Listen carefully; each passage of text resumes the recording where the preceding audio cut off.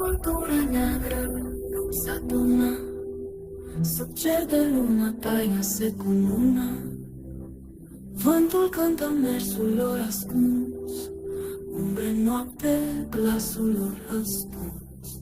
Invocăm lupiri, spirite curate,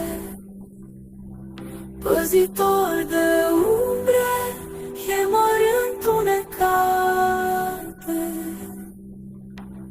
Glasurile lor pătrund prin tăcere, miracolul nopții, fiara ce nu pierde.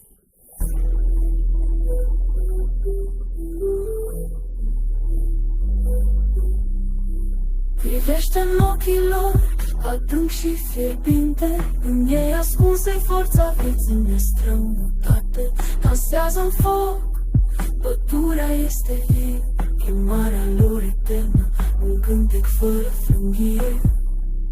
Urletul răsună, cerul rece prinde, noaptea stă să-și verse lacrimi și cuvinte.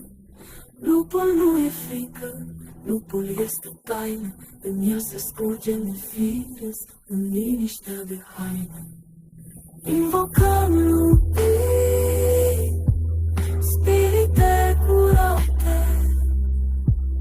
păzitori de umbre, chemări întunecate.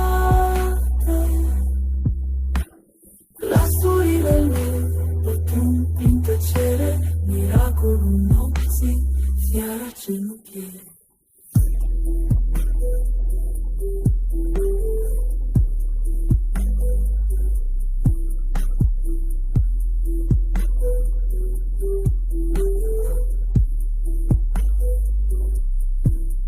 Prive foc lumini, lupii vin aproape, trec prin umbra vremii, eternă lor desfătare.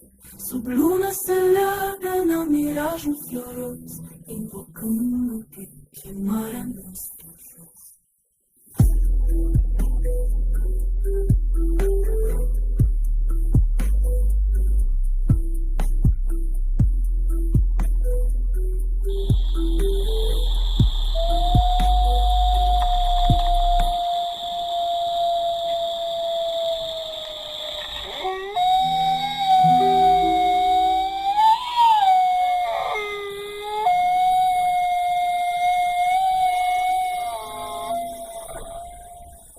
Pădure neagră s-a adunat sub cer de lună, taina se cununa.